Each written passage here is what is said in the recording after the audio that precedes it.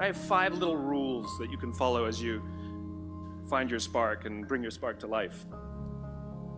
The first is to go after the things that you want. The rule is you can go after whatever you want. You just cannot deny anyone else to go after whatever they want. So the point is you don't have to wait in line. You don't have to do it the way everybody else has done it. You can do it your way. You can break the rules. You just can't get in the way of somebody else getting what they want. That's rule number 1. Rule number 2.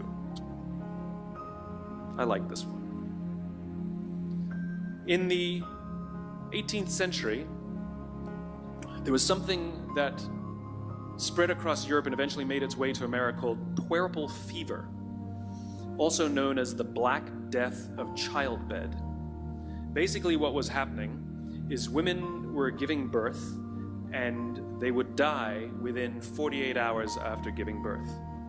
This Black Death of childbirth was the ravage of Europe, and it got worse and worse and worse over the course of over a century. In some hospitals, it was as high as 70% of women who gave birth who would die as a result of giving birth. But this was the Renaissance. This was the time of empirical data and science, and we had thrown away things like tradition and mysticism. These were men of science, these were doctors. And these doctors and men of science wanted to study and try and find the reason for this Black Death of childbed, and so they got to work studying, and they would study the corpses of the women who had died.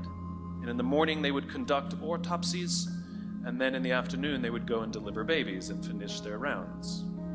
And it wasn't until somewhere in the mid-1800s that Dr. Oliver Wendell Holmes, father of Supreme Court Justice Oliver Wendell Holmes, realized that all of these doctors who were conducting autopsies in the morning weren't washing their hands before they delivered babies in the afternoon. And he pointed it out and said, "Guys, you're the problem." And they ignored him and called him crazy for 30 years. Until finally somebody realized that if they simply washed their hands, it would go away. And that's exactly what happened. When they started sterilizing their instruments and washing their hands, the Black Death of childbed disappeared. My point is, the lesson here is, sometimes you're the problem. We've seen this happen all too recently with our new men of science and empirical studiers, and these men of finance who are smarter than the rest of us until the thing collapsed. And they blamed everything else except themselves. And my point is take accountability for your actions. You can take all the credit in the world for the things that you do right, as long as you also take responsibility for the things you do wrong. It must be a balanced equation. You don't get it one way and not the other. You get to take credit when you also take accountability. That's lesson 2. Lesson 3, take care of each other. The United States Navy SEALs are perhaps the most elite warriors in the world. And one of the SEALs was asked, who makes it through the selection process? Who is able to become a SEAL? And his answer was, I can't tell you the kind of person that becomes a SEAL. I can't tell you the kind of person that makes it through BUD/S. But I can tell you the kind of people who don't become SEALs. He says the guys that show up with huge bulging muscles covered in tattoos who want to prove to the world how tough they are, none of them make it through. He said the preening leaders who like to delegate all their responsibility and never do anything themselves, none of them make it through. He said the star college athletes who've never really been tested to the core of their being, none of them make it through. He says some of the guys that make it through are skinny, scrawny. He said some of the guys that make it through, you will see them shivering out of fear. He says, however, all the guys that make it through, when they find themselves physically spent, emotionally spent, when they have nothing left to give physically or emotionally, somehow, some way, they are able to find the energy to dig down deep inside themselves, to find the energy to help the guy next to them. They become SEALs, he said. You want to be an elite warrior, it's not about how tough you are, it's not about how smart you are, it's not about how fast you are. If you want to be an elite warrior, you better get really, really good at helping the person to the left of you and helping the person to the right of you. Because that's how people advance in the world. The world is too dangerous and the world is too difficult for you to think that you can do these things alone. If you find your spark, I commend you. Now, who are you going to ask for help, and when are you going to accept help when it's offered? Learn that skill. Learn by practicing helping each other. It'll be the single most valuable thing you ever learn in your entire life.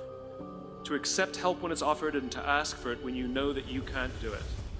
The amazing thing is, when you learn to ask for help, you'll discover that there are people all around you who've always wanted to help you. They just didn't think you needed it because you kept pretending that you had everything under control. And the minute you say, I don't know what I'm doing, I'm stuck, I'm scared, I don't think I can do this, you will find that lots of people who love you will rush in and take care of you. But that'll only happen if you learn to take care of them first. Lesson 4. Nelson Mandela is a particularly special case study in the leadership world because he is universally regarded as a great leader. You can take other personalities, and depending on the nation you go to, we have different opinions about other personalities. But Nelson Mandela, across the world, is universally regarded as a great leader. He was actually the son of a tribal chief. And he was asked one day, how did you learn to be a great leader? And he responded that he would go with his father to tribal meetings. And he remembers two things when his father would meet with other elders. One, they would always sit in a circle. And two, his father was always the last to speak. You will be told your whole life that you need to learn to listen. I would say that you need to learn to be the last to speak. I see it in boardrooms every day of the week. Even people who consider themselves good leaders, who may actually be decent leaders, will walk into a room and say, here's the problem, here's what I think, but I'm interested in your opinion, let's go around the room. It's too late. The skill to hold your opinions to yourself until everyone has spoken does two things. One, it gives everybody else the feeling that they have been heard. It gives everyone else the ability to feel that they have contributed. And two, you get the benefit of hearing what everybody else has to think before you render your opinion. The skill is really to keep your opinions to yourself. If you agree with somebody, don't nod yes. If you disagree with somebody, don't nod no.